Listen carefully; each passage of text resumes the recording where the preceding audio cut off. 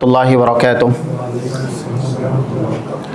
بسم اللہ والصلاة والسلام علی رسول اللہ وعلی آلہ وصحبہ ومن والاه۔ اعوذ باللہ من الشیطان الرجیم۔ یثبت اللہ الذین آمنوا بالقول الثابت فی الحیاة الدنیا وفی الآخرہ ویضل اللہ الظالمین ویفعل اللہ ما یشاء۔ آج کی یہ اصول الثلاثہ کی برزخ کے مراحل کے اعتبار سے ہفتہ واری کلاس ہے، جس میں آپ تمام سامعین کا اور ہمارے دیگر مشاہدین اور ناظرین کا تہ دل سے استقبال کرتے ہوئے اللہ سے یہ دعا کرتے ہیں، اللہم انفعنا وارفعنا بالقرآن العظیم وعلمنا ما ينفعنا وزدنا علما ولا تکلنا الى انفسنا طرفة عین وَأَصْلِحْ لَنَا شَأْنَنَا كُلَّهُ لَا إِلَٰهَ إِلَّا أَنْتَ۔ برزخ کے مراحل اس اعتبار سے گفتگو کی گئی اور اسی کا تتمہ آج آپ کے سامنے انشاءاللہ بیان کیا جائے گا۔ یہ وہ بڑی حدیث جس کے راوی حضرت براء ابن عازب صحابی جلیل رضی اللہ تعالی عنہ ہیں۔ انہوں نے برزخ کے حالات سے متعلق اللہ کے نبی صلی اللہ علیہ وسلم سے تفصیلی حدیث بیان کی ہے۔ جتنی تفصیل ان سے بیان کردہ روایت کے اندر موجود ہے، اتنی تفصیل کسی اور روایت کے اندر موجود نہیں ہے۔ عذاب قبر، اس کے تعلق سے اللہ کے نبی صلی اللہ علیہ وسلم نے بارہا صحابہ کرام کو یہ تلقین کی اور یہ تاکید کی، جیسا کہ روایت اس سلسلے میں کئی ایک کتاب کے اندر موجود ہے۔ 2867 صحیح مسلم کی حدیث میں ہیں، جب بنی نجار ان کے باغ سے یا ایسے ہی دیوار جو بنی نجار کی تھی باغ والی، وہاں سے اللہ کے نبی صلی اللہ علیہ وسلم کا ایک بار گزر ہوا، یہ صحیح مسلم کی حدیث ہے 2867 نمبر کی۔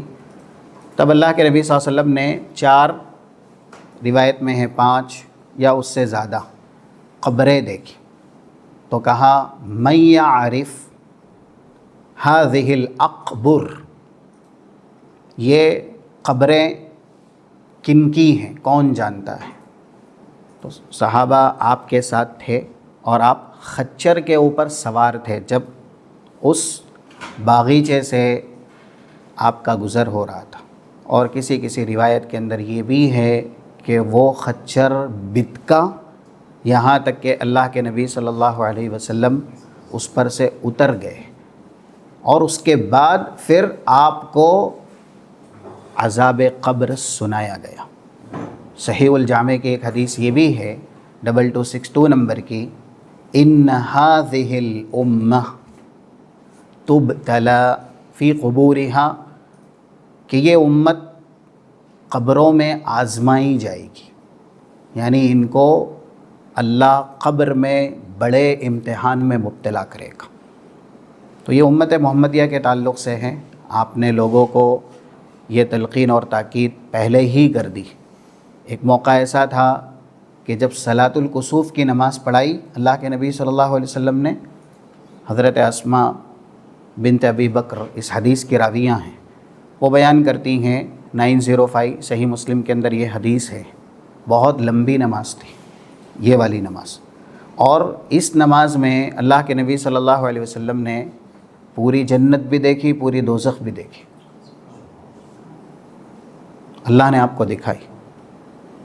اور اس کے بعد جب نماز پوری ہوئی، اتنی بڑی نماز رسول اللہ نے کبھی جماعت کے ساتھ پڑھا ہی نہیں۔ اگر یہ صحیح مسلم کی حدیث ہے جو ہم مانا اسی نمبر سے موجود ہے 905 اور 906، کوئی پڑھے تو اس کو اندازہ ہوگا کہ اس میں الفاظ ایسے بھی ہیں، کتنے لوگ بے ہوش ہو کے گر گئے تھے نماز کی طوالت کی وجہ سے، اتنی لمبی نماز تھی، صلاۃ الکسوف والی نماز، جب سورج پر گرہن لگتا ہے اور نماز پڑھی جاتی ہے۔ یہ نماز رسول اللہ صلی اللہ علیہ وسلم نے اپنے زمانے میں پڑھی، چاہے کچھ لوگ تسلیم نہ کرے، لیکن حدیث اپنی جگہ ہے، تو ہمارے لیے تو حجت اور برہان دلیل اللہ کے نبی صلی اللہ علیہ وسلم کا فرمان ہے۔ حضرت اسماء کہتی ہیں کہ قام رسول اللہ خطیبہ، اس کے بعد اللہ کے نبی خطبے کے لیے کھڑے ہوئے، اس لیے کہ مسنون ہے، خطبہ بھی دینا ہے صلاۃ الکسوف میں۔ فَذَكَرَ فِيهَا الْفِتْنَةَ الَّتِي يُفْتَتَنُ الْمَرْءُ فِيهَا، اور آپ نے اسی قبر کے عذاب کا تذکرہ کیا، فتنے کا تذکرہ کیا، جس میں ہر ایک انسان یفتتن المرء، ہر ایک اس میں گرفتار کیا جائے گا، یعنی اس امتحان میں ہر کسی کو داخل ہونا ہی ہونا ہے۔ تو اللہ کے نبی صلی اللہ علیہ وسلم نے جیسے بیان کیا تھا اور یہ لفظ استعمال کیا کہ انکم تفتنون، صحابہ سے آپ کہہ رہے ہیں فی قبورکم، مجھے وحی کی گئی ابھی، قد اوحی الی انکم تفتنون فی قبورکم قریبا من فتنۃ المسیح الدجال، دجال کے فتنے سے پہلے اس فتنے میں تم گرفتار کیے جاؤ گے۔ بتایا گیا آپ صحابہ اکرام کے تعلق سے اللہ کے نبی کو وحی کی گئی کہ یہ سب کے سب دنیا سے رخصت ہو جائیں گے۔ اب یہ سب خطاب صحابہ سے ہے، جن کی عدالت، جن کی براءت، جن کی ایمان کی شہادت اللہ نے عرش عظیم سے نازل کی ہے۔ بہت بڑا مقام ہے، ہم اور آپ سنتے رہتے ہیں اولئک الذین امتحن اللہ قلوبہم للتقوی لہم مغفرۃ واجر عظیم، یہ صحابہ کے بارے میں ہے، سورہ حجرات کی 3 نمبر کی آیت، جن کے دلوں کا امتحان اللہ نے لیا۔ امتحان لینے والا اللہ، رزلٹ سنانے والا بھی اللہ، لہم مغفرۃ واجر عظیم، ان کے دلوں میں تقوی ہے، اسی لیے ان کا ثمرہ ہے، بدلہ ہے کہ یہ مغفرت اور اجر عظیم یعنی جنت الفردوس کے مستحق ہیں۔ ان سے خطاب ہے کہ انکم تفتنون فی قبورکم قبل من فتنۃ المسیح الدجال، دجال کے فتنے سے پہلے تم عن قریب قبر کے فتنے میں مبتلا کیے جاؤ گے۔ تو اب یہ سننا تھا، تو صحابہ اکرام کی کیفیت بیان کی گئی۔ ضج المسلمون ضجہ، کہ وہاں قبر کے عذاب کے تعلق سے سن کر کے مسلمانوں کی چیخیں نکل گئی۔ صاح صیحۃ عظیمہ، ایسی چیخیں کہ رسول اللہ صلی اللہ علیہ وسلم کی کچھ باتیں لوگوں کو صحیح سے سنائی بھی نہیں تھی۔ تو یہ عذاب قبر کا تذکرہ ہے جو رسول اللہ نے کیا۔ تو جب وہاں سے آپ گزرے بنی نجار کے گارڈن سے، وہاں کچھ لوگ دفن تھے، تو رسول اللہ نے پوچھا ساتھ میں لوگوں سے، ان لوگوں کے بارے میں کون جانتا ہے؟ ایک نے کہا کہ میں جانتا ہوں۔ پھر پوچھا فمات متی ہؤلاء، یہ لوگ انتقال کب کیے؟ وہ جواب دیتا ہے فإنہم ماتوا فی الاشراق، یہ لوگ شرک کی حالت میں مرے ہوئے۔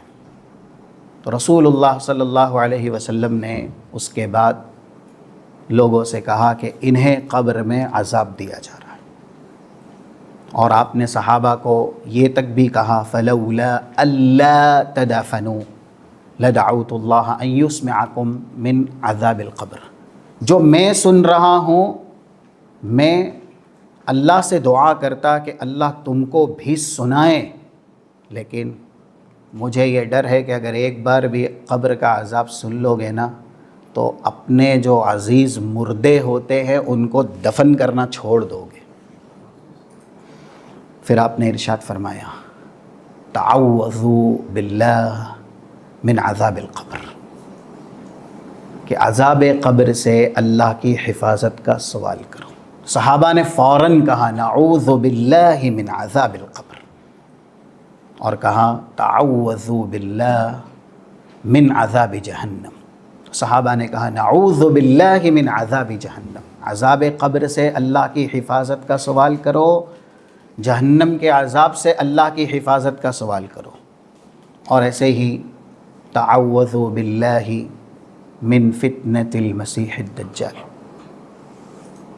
دجال کے فتنے سے اللہ کی حفاظت کا سوال کرو. تو صحابہ نے کہا نعوذ باللہ من فتنۃ المسیح الدجال.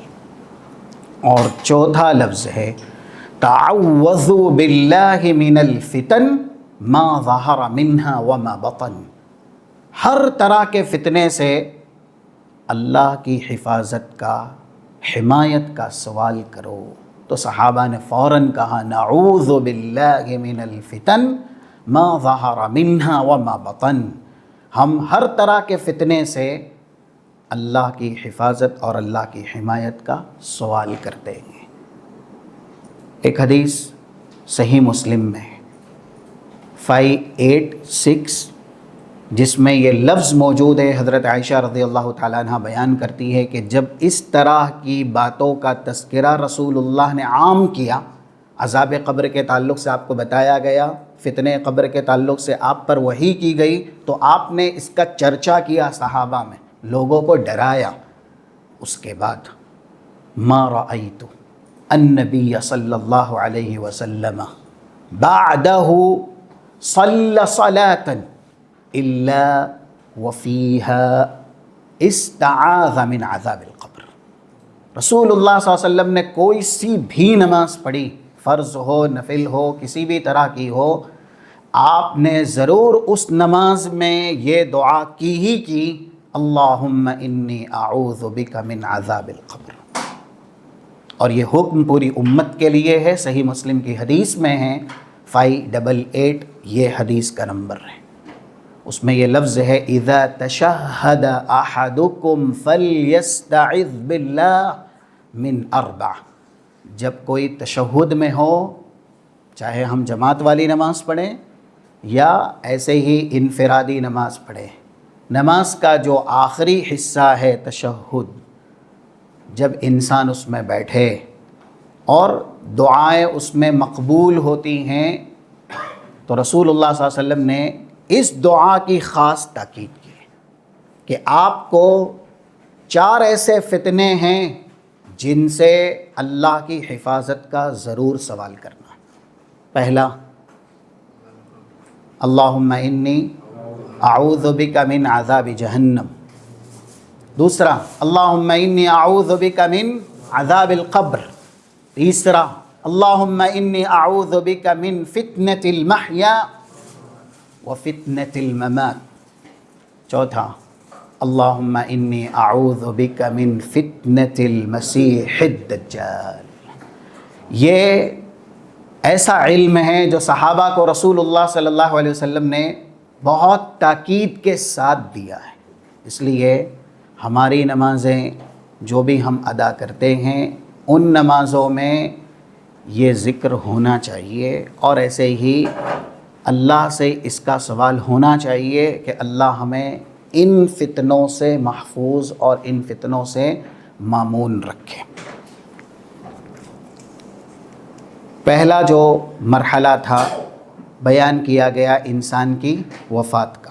دوسرا مرحلہ جب انسان قبر میں داخل کیا جاتا ہے اور جس وقت قبر اس کو دبوچتی ہے.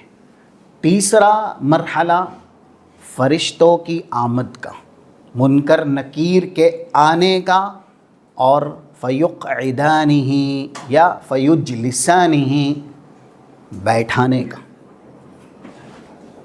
اور ساتھ ساتھ جو وہ سوالات کرتے ہیں ان سوالات کا.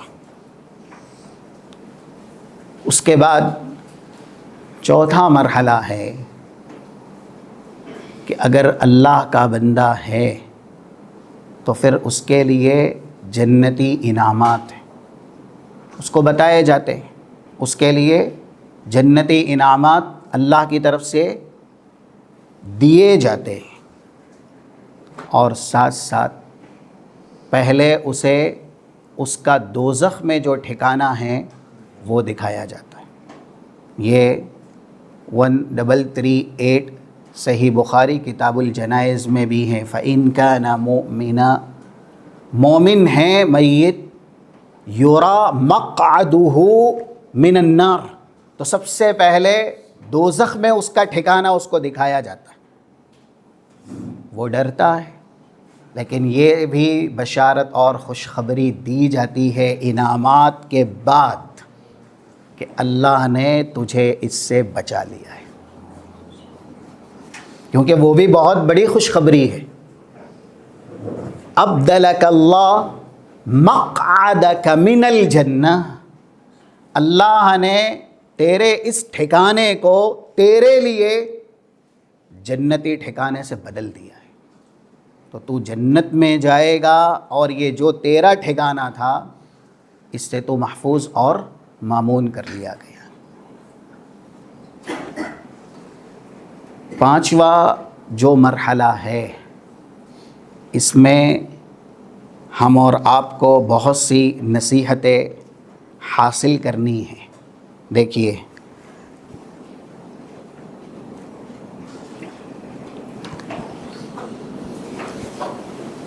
ذکر کیا گیا وَيَأْتِيهِ رَجُلٌ حَسَنُ الْوَجْهِ طَيِّبُ الرِّيحِ فَيَقُولُ أَبْشِرْ بِالَّذِي يَسُرُّكَ۔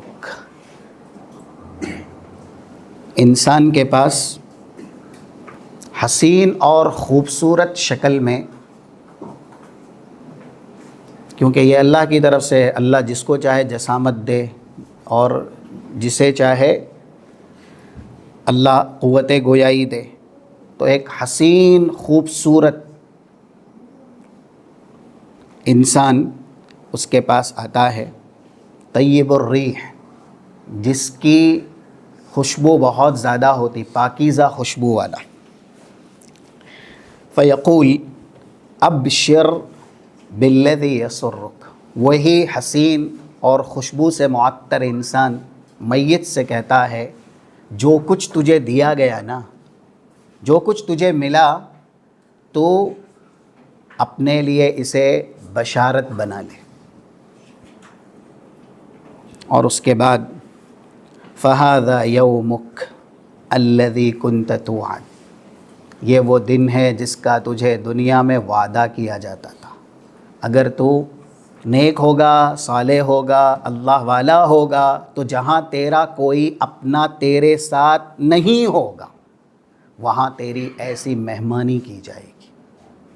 وہی حسین خوبصورت انسان یہ بشارت بھی دیتا ہے، فَهَذَا يَوْمُكَ الَّذِي كُنْتَ تُوعَدُ، یہ سب تیرے ساتھ ہونا تھا، اور اسی دن کے تعلق سے تجھے دنیا میں بشارتیں بھی دی گئی تھی۔ فَيَقُولُ لَا، میت اس حسین اور خوبصورت اور اچھی بہترین خوشبو میں معطر انسان سے پوچھتا ہے، تو کون ہے؟ اور ہمیں ایمان رکھنا ہے۔ دیکھیے، اگر ہم دنیا میں یہ سب کچھ کریں گے تو انشاءاللہ ہمارے ساتھ بھی یہی ہوگا۔ اللہم اجعلنا من ہؤلاء، اللہ ان خوش نصیبوں میں ہمیں بنائیں۔ جب یہ سوال ہوتا ہے من انت، تو یہ سب بولنے والا، بشارت کی باتیں سنانے والا ہے کون؟ تو وہ جواب دیتا ہے فوجہک الوجہ الذی یجیء بالخیر، میں تیرا وہی نیکی کا چہرہ ہوں جسے تو دنیا کے اندر اختیار کیا کرتا تھا۔ یعنی نیک عمل، نیکیاں، اس کی ہم کو بہت زیادہ ضرورت ہے، اور اس لیے ضرورت ہے کہ نیکی ہی انسان کو ایسے مرحلے میں نجات دلائے گی جہاں نہ والدین آئیں گے، نہ دوست احباب آئیں گے، اور نہ ہی انسان کا مال آئے گا، کوئی بھی اس کے ساتھ نہیں ہوگا۔ آگے ایک لفظ ہے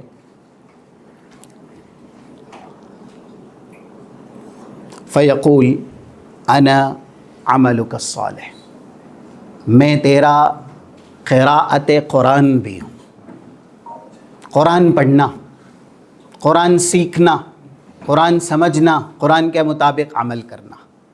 میں تیرا قیام اللیل بھی ہوں، میں تیرا روزہ بھی ہوں، میں تیری نماز بھی ہوں، میں تیرا صدقہ بھی ہوں، اور ایسے ہی جملہ عبادات، انا عملک الصالح، میں تیری نیکیاں ہوں۔ جب انسان دنیا میں نیکی کرے گا تو ہی وہ قبر میں اس طرح سے بشارتیں اپنے نیک اعمال کے زبانی سن پائے گا۔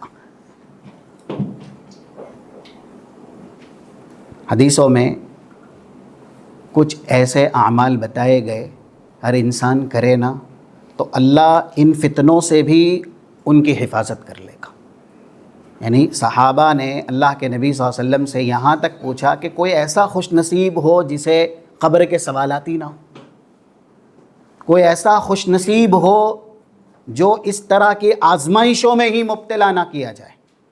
رسول اللہ صلی اللہ علیہ وسلم نے بتلایا خوش نصیبوں کے بارے میں، اور انہی میں سے ایک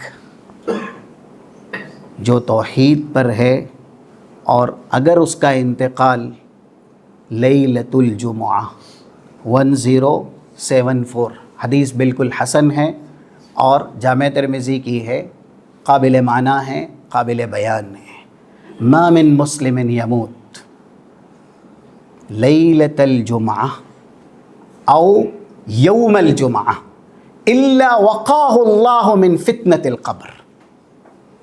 جو انسان مسلم ہیں، لازم ہے توحید پرست ہونا، بغیر توحید کے صرف جمعہ نہیں اور کچھ بھی ہو، یعنی حرم یا اور جگہ جہاں پر اللہ کی رحمت اور اس کی نعمت یا اس کی برکت بہت زیادہ ہو، لیکن انسان کی توحید سلامت نہیں تو اس کے لیے اللہ کی طرف سے کوئی اعزاز نہیں، کوئی اکرام نہیں۔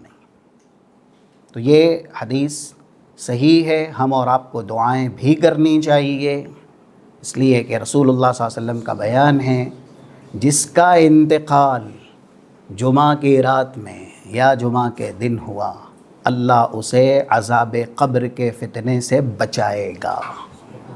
اللہم اجعلنا من اہل ہؤلاء۔ دوسرا جن کو قبر کے فتنے سے بچایا جاتا ہے، حقیقت میں وہ ہے اسلام کی پہرے داری کرنے والا۔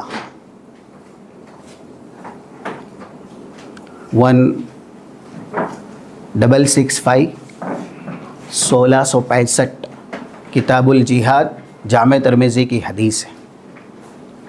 اللہ کے نبی صلی اللہ علیہ وسلم کا فرمان ہے، من مات مرابطا فی سبیل اللہ۔ آج اگرچہ ایسے حالات نہ ہوں لیکن پھر بھی الحمدللہ یہ مملکہ ہے نا، یہاں اس کی حفاظت عین توحید کی حفاظت ہے۔ اس لیے بسا اوقات جب لوگ شکایات کرتے ہیں کچھ حالات کی، تب ان کو یہ سمجھایا جاتا ہے کہ معاشی اعتبار سے بھی اگر آپ یہاں پر کچھ دے رہے ہیں نا تو آپ کو خوش ہونا چاہیے کہ آپ ان کو دے رہے ہیں اپنا قیمتی سرمایہ جو توحید کے پاسباں ہیں، جو توحید کے محافظ ہیں۔ اور رسول اللہ صلی اللہ علیہ وسلم کی ایسی حدیث جو 145 146 کتاب الایمان صحیح مسلم کے اندر موجود ہے، آپ نے یہ کہا، ان الاسلام لیأرز بین مسجدین کما تأرز الحیۃ الی جحریہا۔ اسلام نکلا بھی دو مسجدوں سے ہی، دو حرم سے ہی اسلام کا آغاز ہوا۔ پہلا حرم مکی سے توحید کا نعرہ اور ایسے ہی توحید کا اظہار، اس کے بعد اسلام کی دوسری تعلیمات حرم مدنی سے۔ تو ان دو مسجدوں سے، دو حرم سے اسلام کا غلغلہ ہوا، اسلام کا پرچار ہوا اور اسلام کی نشر و اشاعت ہوئی۔ اور یہ بھی کہا گیا کہ آخر وقت تک اسلام اپنی اصلی حالت میں یہاں باقی رہے گا، یہ اللہ کے نبی کا فرمان ہے۔ مثال بھی دی گئی، جیسے ایک سانپ اپنے بل سے نکلتا ہے اور گرد و پیش میں چکر لگاتا ہے، واپس بل میں ہی آتا ہے۔ الحمدللہ آج جو بھی دین یا جو بھی اسلام یہاں پہ موجود ہے، وہ روئے زمین کے کسی کونے میں موجود نہیں ہے. پھر بھی یعنی جو کچھ بھی حالات ہیں اس کے باوجود اسلام الحمدللہ توحید خاص کر کے اس سرزمین کی سب سے بڑی خوبی تھی، ہے، اور انشاءاللہ سب سے بڑی خوبی رہے گی. تو جو ایسی سرحد کے محافظ ہوں جہاں اللہ کا دین بچایا جاتا ہو، ان کی فضیلتیں ہیں. رسول اللہ صلی اللہ علیہ وسلم کہتے ہیں جو اسلامی سرحد کے محافظین ہیں اگر وہ انتقال کرتے ہیں تو ان سے بڑا شہید تو کوئی نہیں، کیونکہ وہ اسلام کی حفاظت کر رہے ہیں، مسلمانوں کی حفاظت کر رہے ہیں. اور ان کے لیے پہلا اجر کیا ہے؟ من مات مرابطا وقی من فتنة عذاب القبر یا من فتنة القبر. جو بھی اس حالت میں انتقال کرے گا اللہ اسے قبر کے فتنے سے محفوظ کر لے گا. اور دوسرا وَنُمِّيَ لَهُ أَجْرُهُ إِلَىٰ قِيَامِ السَّاعَةِ، ان کا اجر بند نہیں ہوگا.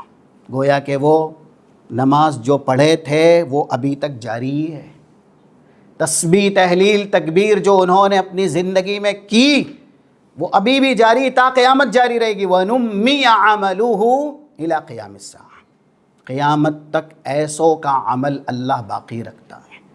اور یہ ہمارے دین کی اتنی بڑی خوبی ہے کہ جو اصل عبادت ہوتی ہے انسان اس کی طاقت نہ رکھے تو اللہ کہیں نہ کہیں اس کا بدیل بھی دیتا ہے. اس کی ایک مثال، مرابط حقیقت میں یہی ہیں جن کے بارے میں بتایا گیا، لیکن کچھ ایسے اعمال بھی ہیں جن کے کرنے والے کو یہ مقام دیا گیا ہے کہ وہ مرابط کے درجے میں ہیں. مثلا حج بڑی عبادت ہے نا، عمرہ بڑی عبادت ہے. ہر کوئی حج کی طاقت آج کے وقت میں نہ رکھتا ہو. رسول اللہ کے زمانے سے ہی حج عمل کے اعتبار سے بھی سخت ہے، سفر کے اعتبار سے بھی سخت رہا. مالی عبادت ہے، ہر کسی کے پاس طاقت رہی بھی نہیں. 1006 صحیح مسلم کی جو حدیث ہے، صحابہ نے کہا بھی تھا کہ یہ جو مالدار صحابہ ہیں یحجون ویعتمرون ویتصدقون وینفقون فی سبیل اللہ، یہ حج بھی کرتے، یہ عمرہ بھی کرتے ہیں، یہ صدقہ اور خیرات بھی کرتے ہیں. ہمارے پاس تو ہے نہیں وہ سب. تو اس زمانے سے ہی یہ عبادت مال طلب رہی ہے. لیکن یہ ہے ہمارے دین کی خوبی، ان ھذا الدین یسر، جسے اللہ اس دین کی سمجھ دے اور جسے اللہ اس دین کی فہم دے اسے اللہ کا سب سے بڑا احسان ادا کرنا چاہیے اور اس کی شکر گزاری حد سے زیادہ کرنی چاہیے.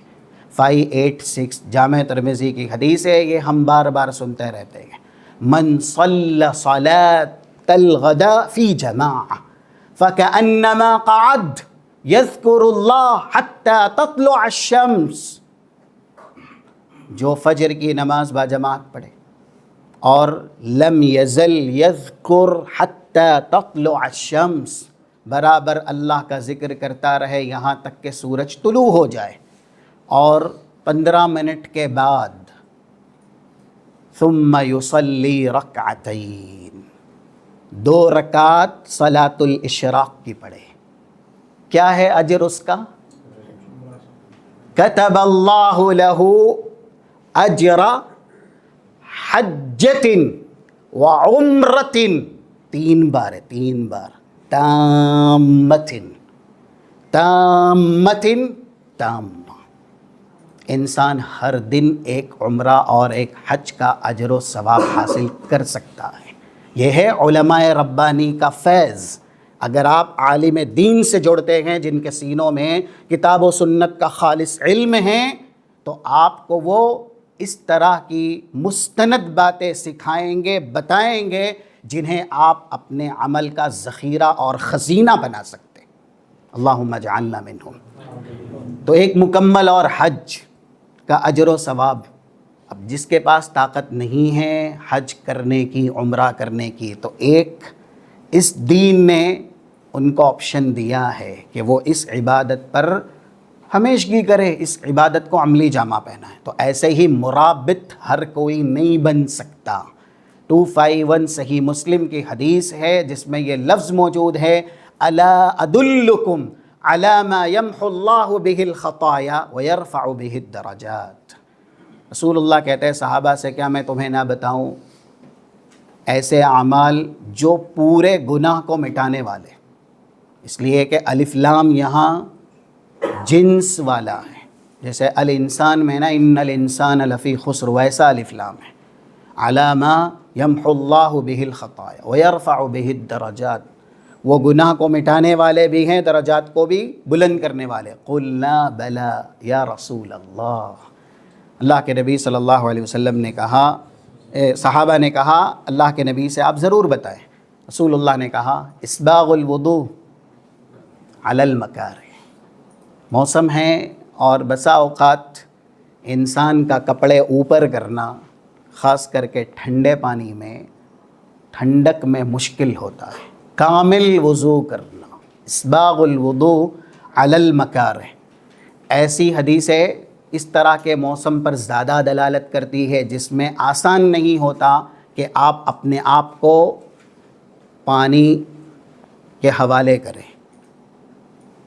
اور اس کے بعد وَكَثْرَةُ الْخُطَىٰ إِلَى الْمَسَاجِدِ، لوگ بازاروں کی طرف زیادہ جاتے ہیں اور نہ جانے اور کہاں کہاں جاتے ہیں۔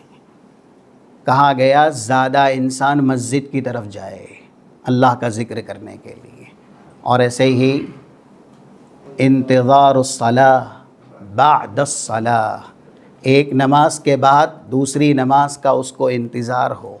یہ تین جملے پورے فرض نماز سے متعلق ہیں، یعنی انسان اگر نماز کا اہتمام اور التزام کرتا ہے تو اس کے اندر یہ عادتیں بحسن خوبی آ سکتی ہیں۔ یہ بیان کرنے کے بعد رسول اللہ نے کہا فذالکم الرباط، 3 بار کہا فذالکم الرباط، جو مرابط اسلام کی پہرے داری کرتا ہے، اسلام کی سرحد پہ رہتا ہے، اور اس کا جو اجر ہے اس طرح کی عبادت کرنے والے کا بھی اجر و ثواب ہے، یہ بھی مرابط ہے، ٹھیک ہے، اس کا درجہ زیادہ ہے۔ جیسے شہید کئی ایک ہے نا، شہید کئی ایک ہے، لیکن جو سب سے بڑا شہید ہے، ابھی آگے آ رہی ہے بات، تو وہ بھی عذاب قبر سے بچایا جائے گا۔ یہ 2053 سنن نسائی کی حدیث ہے، اللہ کے نبی صلی اللہ علیہ وسلم کا ارشاد ہے من مات بطنہ ولم يعذب فی قبرہ، جو پیٹ کی بیماری میں مرتا ہے، مسلم ہیں اور پیٹ سے متعلق کچھ بیماریاں ہیں، آپ جانتے ہی ہوں گے، مثلا انسان کو پیٹ میں گرا ہو جائے یا اس طریقے سے اور کوئی تکلیف ہو جائے تو وہ شدید بیماری رہتی ہے، درد کے اعتبار سے، الم کے اعتبار سے، اور یہ اللہ کا رحم ہے اپنے بندوں پر جو اہل ایمان ہے، اہل اسلام ہے، کہ ان کے پیر میں کانٹا بھی چبھتا ہے نا تو اللہ ایک گناہ معاف کرتا ہے اور درجات بلند کرتا ہے۔ یہ ہے 5641 کتاب المرضی، صحیح بخاری کی حدیث، 41 ما یصیب المسلم من نصب ولا وصب ولا ہم ولا حزن ولا غم ولا شوکہ یشاکها الا کفر اللہ بها من خطایا ورفع بها درجہ۔ کسی بھی طرح کا رنج، غم، تکلیف، درد اگر مسلم کو پہنچا ہے تو اس کے ذریعے اللہ گناہ معاف کرے گا اور درجات بلند کرے گا، یہاں تک کہ پیر میں کانٹا بھی چبھتا ہے۔ اس لیے تکلیفوں پر صبر کرنا، یہ بسا اوقات انسان کو اگر تکلیف بہت بڑی ہے تو سب سے بڑے فتنے یعنی قبر کے فتنے سے محفوظ کر لیتا ہے۔ اللہ کے نبی صلی اللہ علیہ وسلم نے ایک صحابیہ کو اسی تکلیف پر صبر کی بشارت سنائی تھی، حدیث یاد ہے آپ کو، 2576 صحیح مسلم کے اندر، جب وہ خاتون طواف کر رہی تھی تب عبداللہ ابن عباس اپنے شاگرد رشید عطا ابن ابی رباح سے کہتے ہیں الا اریک امرأۃ من اہل الجنہ، جنتی خاتون دیکھنا چاہتے ہو؟ تو وہ کہتے ہیں کیوں نہیں؟ کہا هذه المرأة السوداء، یہ جو زیادہ خوبصورت نہیں ہے، رنگ کے اعتبار سے سیاہ ہے۔ اسلام میں رنگ کا یا ایسے ہی دوسری جو دنیاوی خوبیاں جس کے لیے لوگ کبھی آپس میں لڑتے ہیں یا پیمانہ بناتے ہیں یہ ایسا، اسلام میں اس کی کوئی وقعت نہیں ہے۔ ابو لہب وہ بھی حسینوں میں سے بہت بڑا، تو پھر اللہ نے کہا اس کو ویسا ہی بنایا، تبت یدا ابی لہب وتب، دنیا میں اس کا چہرہ جب سورج کی روشنی پڑتی تھی نا تو ایسے ہی لگتا تھا جیسے آگ کا شعلہ ہے، اور حقیقت میں اللہ نے اس کو بنا ہی دیا، ابھی وہ زندہ ہی تھا تبھی اس کے بارے میں آیت نازل ہو گئی کہ یہ جہنم کا شعلہ ہے۔ تو یہ رنگ کیسا ہے یا اسی طریقے سے شکل کیسی ہے، سب اللہ کی تخلیق ہے۔ وَصَوَّرَكُمْ فَأَحْسَنَ صُوَرَكُمْ، خاص کر کے خواتین میں یہ چیزیں زیادہ ہوتی ہیں، اس لیے اس حدیث میں مثال عورت کی ہے، خاتون کی ہے، رنگ کے اعتبار سے بالکل سیاہ ہے، لیکن ان کا دل یہ بالکل پاکیزہ ہے۔ کچھ لوگ تن کے گورے ہوتے ہیں نا اور من کے بالکل ہی سیاہ ہوتے ہیں، تو ایسا نہیں ہے، یہاں دل ان کا سلیم پاکیزہ ہے۔ اسی لیے کہا اتت النبی صلی اللہ علیہ وسلم، اللہ کے نبی صلی اللہ علیہ وسلم کے پاس آئی اور کہا کہ ادعو اللہ لی، آپ دعا کر دیں۔ اللہ کے نبی صلی اللہ علیہ وسلم نے دو آپشن دیے، ان شئتی صبرتی فلک الجنہ، بیماری آپ کی خطرناک ہے، مرگی کی بیماری تھی ان کو، ایسے ہی کھڑے کھڑے بے ہوش ہو جانا، چلتے چلتے گر جانا اور لمبے عرصے تک بے ہوش رہنا۔ تو رسول اللہ نے کہا صبر کرتی ہیں تو جنت ہے، اور اگر آپ چاہتی ہیں کہ میں دعا کر دوں تو میری دعا سے آپ کو شفا ہو جائے گی۔ وَإِن شِئْتِ دَعَوْتُ اللَّهَ لَكِ، خاتون کا جواب، ایمان ہو تو جواب ویسا ہی ہوتا ہے، اسی لیے کہا گیا ہے کہ یہ جنتی خاتون ہے، اگرچہ زمین پہ چل رہی ہے لیکن جنتی خاتون اللہ نے ان کو بنایا ہے۔ یا رسول اللہ انی اصبر و احتسب، میں صبر کروں گی کیونکہ میرے لیے جنت سے بڑھ کے کچھ نہیں ہے۔ اور آپ اس میں یہ بھی دیکھیں، گھر میں بیٹھ کر کے یہ نہیں کہا کہ اللہ کے نبی کے صدقے میں مجھے میری بیماری سے شفا دے دے اللہ، نبی بقید حیات ہے، رسول اللہ کی خدمت اقدس میں آ کر کے وہ سوال کرتی ہیں اللہ کے نبی سے، اللہ کے نبی بیماری ہے آپ دعا کریں، اس کو کہتے ہیں صحیح عقیدہ۔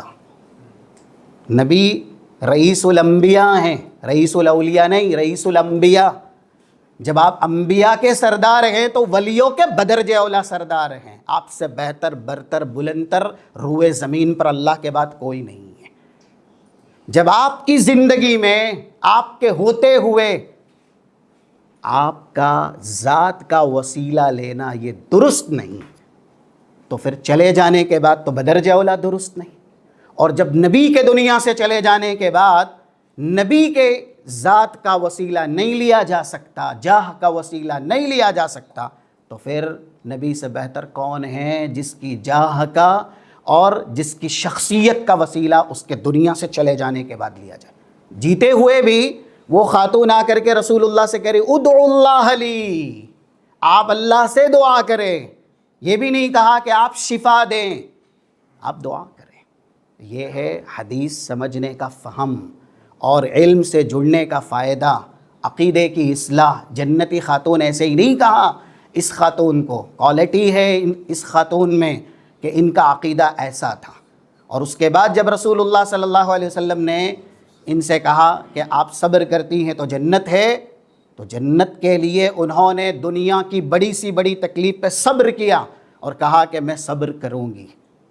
اور ایک گزارش کی، وہ یہ تھی ادعو اللہ لی اللہ اتکشف، کیونکہ جب مرگی کے دورے پڑتے ہیں مجھے یہ خطرہ نہیں، اندیشہ نہیں، ڈر نہیں کہ مجھے جانی نقصان ہو، لیکن میری حیا میرا ایمان ہے، اس لیے مرگی کے دورے میں کبھی کبھی بے پردگی ہو جاتی ہے۔ تو رسول اللہ صلی اللہ علیہ وسلم اللہ سے آپ اتنی دعا کر دیں کہ جب جب ایسی کیفیت طاری ہو، مجھے جسمانی نقصان برداشت ہے لیکن دینی نقصان برداشت نہیں ہے۔ خواتین ایسی ہونی چاہیے، جن گھرانوں میں ایسی خواتین بستی ہیں اور جو ایسے بچوں کی ماں بنتی ہیں، واللہ وہ گھرانہ اپنے آپ میں دنیا ہی میں جنتی گھرانہ بن جاتا ہے۔ اللہ ہماری خواتین کی اصلاح فرمائے۔ اللہم اصلح نساءنا ونساء المسلمین۔ تو یہ حدیث بھی بتلاتی ہے کہ انسان جب صبر کرتا ہے تو اس کو جنت دی جاتی ہے۔ اسی لیے پیٹ کی بیماری خطرناک بیماری ہوتی ہے۔ جس نے صبر کیا ایمان کی حالت میں اور اسی میں ہی انتقال ہوا تو بڑے فتنے سے اللہ اس کی حفاظت کرے گا۔ ہم اور آپ بھی رنج سے، غم سے، ڈر سے، تکلیف سے، آفت سے کبھی نہ گھبرائیں۔ ہمارا ایمان اگر ہمارے ساتھ ہے تو یہ جتنی تکلیفیں ہیں اللہ کا احسان ہی ہیں، اللہ کا کرم ہی ہیں، کیونکہ یہ حدیث آپ ضرور سنیں اور اس کو ذہن میں بھی رچائیں اور بسائیں۔ یہ حدیث ویسے عام سی حدیثوں میں نہیں ہے کہ انسان سنے اور کہے کہ ہاں ٹھیک ہے، حدیث کا مفہوم صحیح ہے، لیکن گہرائی سے جب آپ اس حدیث کو سنتے ہیں تب آپ کو یہ مفہوم پتہ چلتا ہے۔ 5645 کتاب المرضى صحیح بخاری کی، من یرد اللہ بہ خیرا یصب، من یرد اللہ بہ خیرا یصب من، جس کو اللہ تکلیفیں دیتا ہے، ایمان کی حالت میں ہے نا، اس سے اللہ محبت کرتا ہے۔ تو یہ تکلیف اللہ کی محبت ہے، اس کو ذہن میں بیٹھائیں۔ اگر یہ حدیث رہی نا ہمارے ہمیشہ آنکھوں کے سامنے اور دل میں، تو کبھی بھی کوئی تکلیف توحید کا سودا کرنے پہ نعوذ باللہ ہمیں تصور نہیں دلائے گی۔ تھوڑی سی تکلیفوں پر لوگ ایمان بیچ دیتے ہیں، تھوڑی سی تکلیفوں کی خاطر لوگ دین بیچ دیتے ہیں، کیونکہ ان کے پاس ایسی حدیثیں نہیں ہیں، ایسی معلومات نہیں ہیں۔ تو یہ بھی ہے جو شدید تکلیف میں انتقال کرتا ہے اس سے سوالات قبر کے نہیں ہوں گے۔ شہید رسول اللہ صلی اللہ علیہ وسلم سے پوچھا گیا فما بال المؤمنین قد قتلوا شہیدا، مومنین کے بارے میں جو کہ شہید دنیا سے رخصت ہوئے ہیں، ان کے لیے یعنی کیا وہ فتنے قبر میں مبتلا کیے جائیں گے؟ تو اللہ کے نبی صلی اللہ علیہ وسلم نے ایک جملہ استعمال کیا، کفا ببارقۃ السیف علی رأسہ فتنہ۔ آسان نہیں ہے، واللہ آسان نہیں ہے۔ اللہ کی خاطر، رسول اللہ کی خاطر انسان چمکتی ہوئی تیز ترار تلواروں کے سائے اپنی گردن جھکا دے، مارتا ہے تو مار دے۔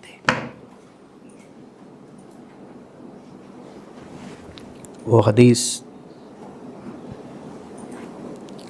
جب بھی ایسے حالات آتے ہیں نا تب انسان کی آنکھیں اشکبار کر دیتی۔ 1789 نمبر کی صحیح مسلم کی، اللہ کے نبی صلی اللہ علیہ وسلم معرکہ احد میں تھے۔ افرد رسول اللہ صلی اللہ علیہ وسلم بسبعۃ من الانصار ورجلین من قریش، 7 انصار صحابہ آپ کے محافظ بنے ہوئے تھے، اور اس وقت اللہ کے نبی صلی اللہ علیہ وسلم کو یہ اندیشہ لاحق ہوا کہ آپ بہت زیادہ خطرے میں، اور آپ نے کہا میری آج حفاظت کون کرے گا؟ جو میری حفاظت کرے گا ابھی اسی وقت، میں اس کے لیے اپنے ساتھ جنت کی رفاقت اور صحبت کی ضمانت لیتا ہوں۔ یہ 7 انصار صحابہ ایک فرمان سنا تھا بس، کہ اللہ کے نبی صلی اللہ علیہ وسلم نے کہا جو آج مجھے بچائے گا میں اسے کل اپنے ساتھ جنت میں لے کے جاؤں گا۔ فیملی ان کی بھی تھی، گھرانے ان کے بھی تھے، خواتین بیویاں ان کی بھی تھیں، اور سینوں میں دنیا میں جینے کی چاہت، مال کی چاہت، یہ سب ان کے سینوں میں بھی تھی۔ فَتَقَدَّمَ رَجُلٌ مِّنْهُمْ، ایک ایک کر کے اللہ کے نبی کی صرف ایک آواز پر، مَن يَرُدُّهُمْ عَنِّي فَلَهُ الْجَنَّةُ أَوْ هُوَ رَفِيقِي فِي الْجَنَّةِ، ان شیطانوں سے آج جو مجھے بچائے گا وہ کل جنت میں میرا رفیق ہوگا، میرا ساتھی ہوگا، یعنی جو مقام مرتبہ مجھے ملے گا وہی اس کو بھی میں دلاؤں گا۔ وہ 7 انصار صحابہ نے یہ پرواہ نہیں کی کہ زخم کتنا خطرناک ہوگا، جسم کے ٹکڑے کروانا کتنا مشکل ہوگا، اور یہ تک بھی نہیں سوچا کہ ہمارے پیچھے ہمارے اپنے ہیں جن کی ذمہ داریاں دوش ناتواں پہ ہیں۔ بس جنت کا نام سنا، آگے بڑھ گئے، اور قاتل ثم قتل، ایک ایک کر کے رسول اللہ صلی اللہ علیہ وسلم کی حفاظت میں جسم کے ٹکڑے کروائے۔ آسان نہیں ہے یہ ان خوش نصیبوں کا نصیبہ ہے جنہیں اللہ خاص چنتا ہے۔ اور اس کے بعد اللہ کے نبی صلی اللہ علیہ وسلم نے 2 موجود مہاجرین صحابہ سے کہا، حدیث کے الفاظ ہیں، ما انصفنا اصحابنا، ہم نے انصاف نہیں کیا ہمارے ان ساتھیوں کے ساتھ، کیونکہ ہماری حفاظت کے لیے یہ تو دنیا سے چلے گئے، لیکن ہم ابھی بھی دنیا میں موجود ہیں۔ یعنی ہونا کیا چاہیے تھا کہ ہم بھی چلے جاتے۔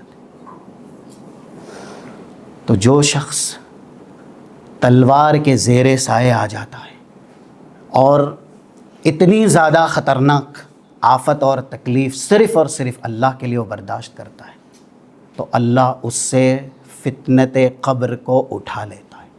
کیا یہ تکلیف کم ہے کہ اتنی خطرناک تکلیف سے ابھی یہ گزرا ہے؟ کفا ببارقۃ السیف علی رأسہ، تلوار کی تیزی اس کے سر کو کاٹ کے گئی ہے۔ اللہ نے اسی تکلیف پر صبر کو قبر کے فتنے سے اس کی حفاظت کی ہے اور اس کو مامون رکھا ہے۔ آج ٹھیک ہے حالات ایسے نہیں ہیں کہ انسان شہادت کے اس مرحلے کو پہنچے، کیونکہ اس نام پر صرف لوگ دھوکہ ہی دیتے ہیں اور فریب ہی دین کے نام پر، جہاد کے نام پر آج کل دیا جا رہا ہے۔ ایک آسانی سہولت اسلام نے رکھی، جیسا کہ ابھی رباط کے تعلق سے، مرابط کے تعلق سے ہم نے سنا، تو شہید کا درجہ پانے کے لیے بھی ایک اللہ نے آسان سا راستہ رکھا، 1905، یہ حدیث ہے صحیح مسلم کی، اللہ کے نبی صلی اللہ علیہ وسلم کا ارشاد ہے،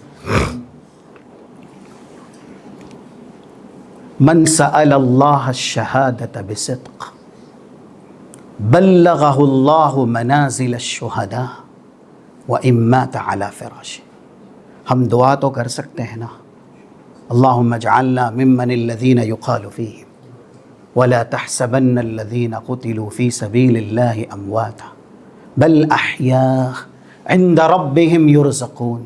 اللہ ہمیں ان خوش نصیبوں میں بنائے جس کے بارے میں کلام مجید کہتا ہے، تم ان لوگوں کو مردہ نہ کہو، اگرچہ یہ دنیا سے چلے گئے ہیں، یہ اوروں کی طرح دنیا سے نہیں گئے ہیں، اللہ کے دین کو بلند کرتے ہوئے اور ایک بڑی تکلیف پر صبر کرتے ہوئے اپنی جان کا نذرانہ پیش کرتے ہوئے دنیا سے گئے ہیں، اس لیے یہ مردہ نہیں ہے، یعنی وفات ہوئی ہے ان کی، لیکن اللہ نے ان کی تعظیم اور تکریم میں کہا کہ ان کو مردہ نہیں کہا جائے گا، بل احیاء، یہ زندہ ہیں، اور ان کی زندگی کا علم صرف اللہ کو ہے، اور اللہ کے پاس جو اللہ نے ان کے لیے مہمانی تیار کی ہے نا، اس سے لطف اندوز ہو رہے ہیں۔ بل احیاء عند ربہم یرزقون، اللہ ان خوش نصیبوں میں ہمیں بنائے۔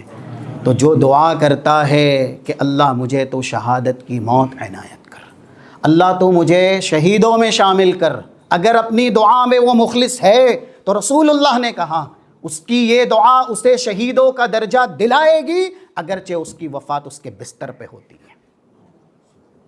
تو دعا تو کر سکتے ہیں نا، دعا کرنی چاہیے۔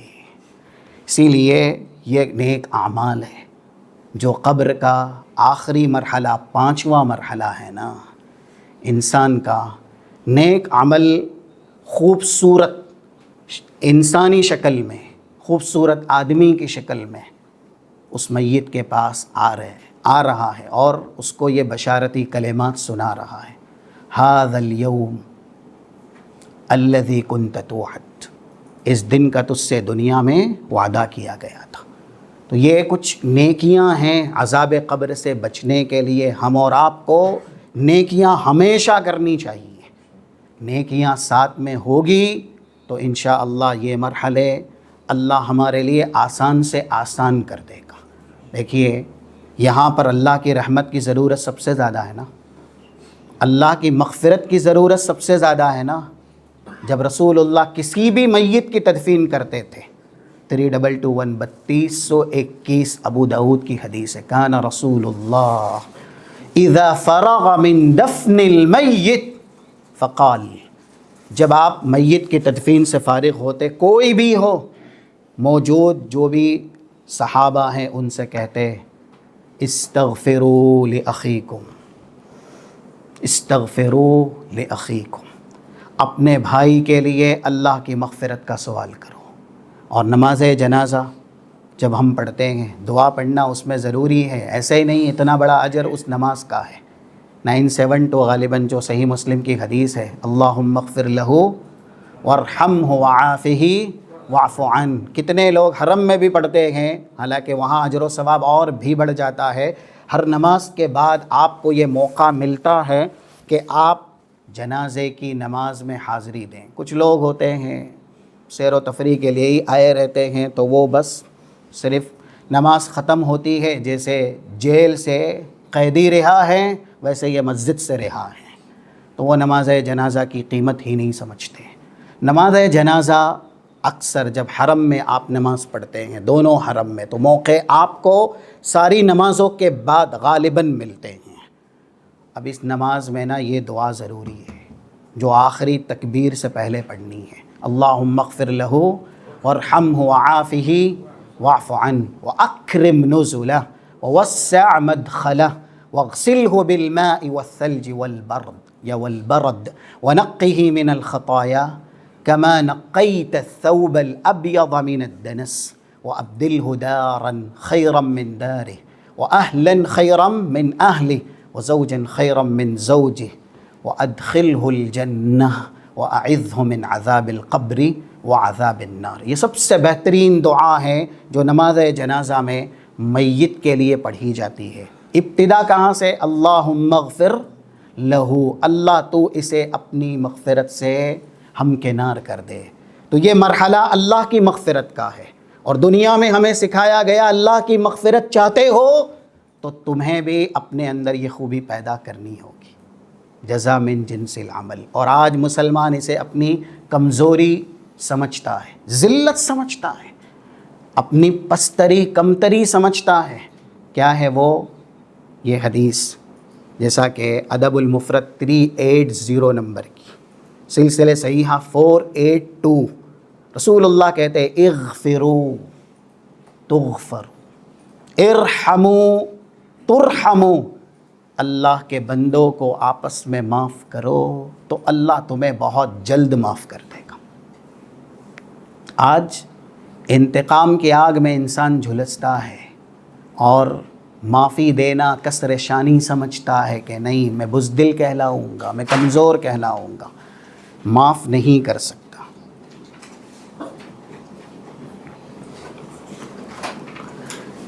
اس لیے اگر ہم اور آپ چاہتے ہیں ہمارا وہ مرحلہ اللہ بالکل آسان کرے، اللہ آسان کرے، یہ ہماری دعا ہے، اور ہمیں عذاب قبر سے ہمیشہ محفوظ اور مامون رکھے۔ جو بھی انعامات قبر ہیں ہم اور آپ نے سنے ہیں، اللہ ہم اور آپ کو اس سے محظوظ کرے۔ اللہم اجعلنا من اہل الجنہ، اللہ ہمیں جنتیوں میں سے بنائیں۔ واجمعنا فی الجنہ کما جمعنا فی هذا الملتقى، جیسے ہم اور آپ یہاں پہ اکٹھا ہیں، ہمارے دوسرے سامعین بھی جو ہمیں سن رہے ہیں، رب العالمین سب کو جنت الفردوس میں ایسے ہی اکٹھا فرمائیں۔ ہم چاہتے ہیں کہ اللہ ہمیں معاف کرے، تو ہمیں بندوں کو معاف کرنا سیکھنا چاہیے۔ آپ جتنا بندوں کو معاف کریں گے اللہ آپ کو معاف کرے گا، اور ہم چاہتے ہیں کہ اللہ ہم پہ رحم کرے، تو ہمیں بندوں کے اوپر رحم کرنا چاہیے، کیونکہ جو بندوں پہ رحم نہیں کرتا اللہ اس پہ رحم نہیں کرتا۔ من لا یرحم لا یرحم۔ اور اسی طریقے سے یہ بھی قاعدہ ہے جو بار بار سنایا جاتا ہے، 1924 ترمذی کی حدیث، الراحمون یرحمہم الرحمن، رحم کرنے والوں پہ اللہ رحم کرتا ہے۔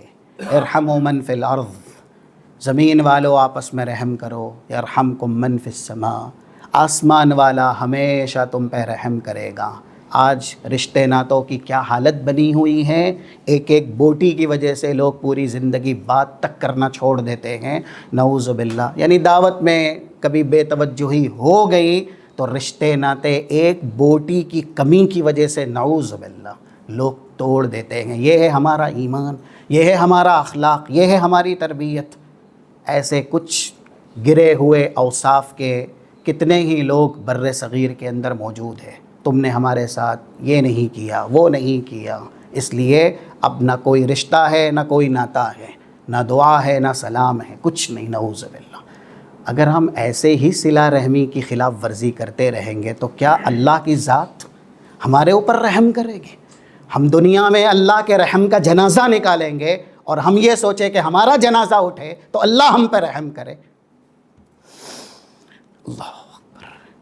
یہ ہے اعمال، یہ ہے نیکیاں۔ نیکیاں کیجئے تاکہ کل وہ نیکی ہمارے لیے انا عملک الصالح، میں تیری یہی نیکی ہوں جو آج تیرے لیے بشارت بن کر کے اس حسین شکل اور خوبصورت شکل میں تیرے سامنے ہوں۔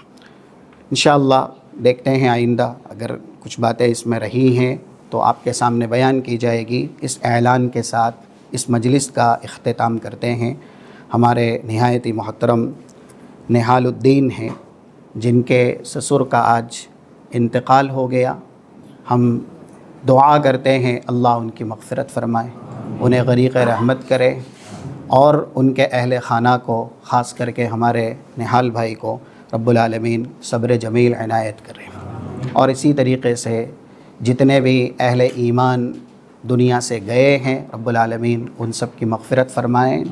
اللہم ارحم موتانا وموت المسلمین واشف مرضانا ومرضى المسلمین، اور جو دنیا میں ہیں اور کسی بھی طرح کی تکلیف میں ہیں، آفت میں ہیں، مصیبت میں ہیں، بیماری میں ہیں، رب العالمین ان کو شفاء کاملہ عاجلہ عنایت فرمائیں اور ان کی ہمیشہ مدد فرمائیں۔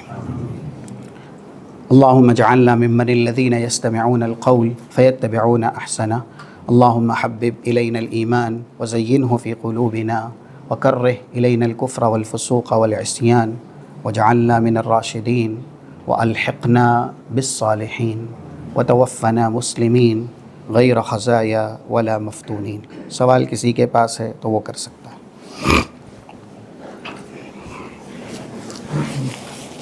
ایک سوال ہے کہ کہتے ہیں مسیح دجال کٹھا تھا بولنے میں، اکثر ابھی آپ نے بیان کیا مسیح اور دجال یہ دو لفظ ہیں یا مسیح السلام سے سمجھ نہیں آیا؟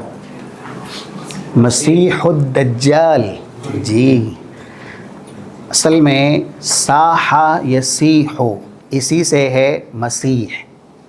اب دو معنی میں ہے، مسیح یا تو مصدر ہے جس کا معنی ہوتا ہے چلنا، سیر و تفریح کرنا.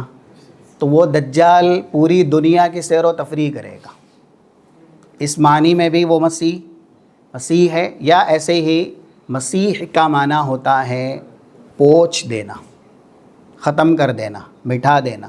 مسح یمسح مسحا، جیسے ابھی بورڈ پر کچھ لکھا جائے اور اس کے بعد آپ اس کو مٹا دیں تو کیا کہا جاتا ہے؟ امسح، مٹا دیجیے. مسح. اس کی ایک آنکھ کو اللہ نے پوری طرح پوچھ دیا ہے، یعنی مٹا دی ہے، کانا ہے وہ. کسی حدیث میں ہے کہ اس کی داہنی آنکھ یہ کانی کر دی گئی ہے، کسی حدیث میں بائیں آنکھ ہے. بہرحال وہ اپنی جگہ ہے، لیکن اس کی ایک آنکھ یہ اللہ نے چھین لی ہے، اس کی روشنی ختم کر دی ہے، مٹا دی ہے. تو اس معنی میں کیا ہے؟ وہ مسیح. اور حضرت عیسیٰ بھی مسیح ہیں، لیکن حضرت عیسیٰ اس سلسلے میں مسیح ہیں کہ ان کو اللہ نے معجزہ دیا تھا، اور وہ تھا کہ وہ کسی کوڑی کو ہاتھ لگاتے تو وہ صحیح اور درست ہو جاتا اللہ کی اجازت سے. 110 نمبر کی آیت ہے سورہ مائدہ کی. اذ قال اللہ یا عیسی ابن مریم اذکر نعمتی علیک وعلی والدتک اذ ایدتک بروح القدس تکلم الناس فی المہد وکہلا وَإِذْ عَلَّمْتُكَ الْكِتَابَ وَالْحِكْمَةَ وَالتَّوْرَاةَ وَالْإِنْجِيلَ وَإِذْ تَخْلُقُ مِنَ الطِّينِ كَهَيْئَةِ الطَّيْرِ بِإِذْنِي فَتَنْفُخُ فِيهَا فَتَكُونُ طَيْرًا بِإِذْنِي وَتُبْرِئُ الْأَكْمَهَ وَالْأَبْرَصَ بِإِذْنِي وَإِذْ تُخْرِجُ الْمَوْتَى بِإِذْنِي. تو یہاں پر پورے معجزات ہیں کہ وہ مردے کو بھی بسا اوقات ہاتھ لگا کر کے زندہ کر دیتے تھے، لیکن یہ سب کچھ اللہ کی مشیت سے ہوتا تھا، اللہ کے حکم سے ہوتا تھا. حضرت عیسیٰ کے اس میں اپنی کوئی طاقت، کوئی قابلیت نہیں تھی. تو وہ اس معنی میں مسیح ہیں حضرت عیسیٰ. اور جب دو مسیح کا ٹکراؤ ہوگا، یہ ہے حق اور باطل کا مقابلہ. بل نقذف بالحق علی الباطل. جب حق کی مار باطل پہ پڑتی ہے نا تو باطل چکنا چور ہو جاتا ہے. سو سونار کی اور ایک تو حدیثوں میں یہ لفظ، جی حدیثوں میں ایک لفظ موجود ہے، اور وہ یہ ہے کہ ابھی حضرت عیسیٰ اتریں گے دمشق کے کسی مسجد کے مینارے پر، ان کا نزول ہوگا اور مقام لد کے پاس دجال حضرت عیسیٰ کو دیکھے گا. تو اب جو اصلی مسیح ہے، معجزہ جن کو اللہ نے دیا ہے، یہ ان کی طاقت ہے. وہ ویسے ہی گھل جائے گا جیسے یذب الملح فی الماء، پانی میں نمک ڈالتے ہی نمک گھل جاتا ہے. تو دجال کی پوری طاقت صرف حضرت عیسیٰ کو دیکھنے کی وجہ سے ہی ختم ہو جائے گی.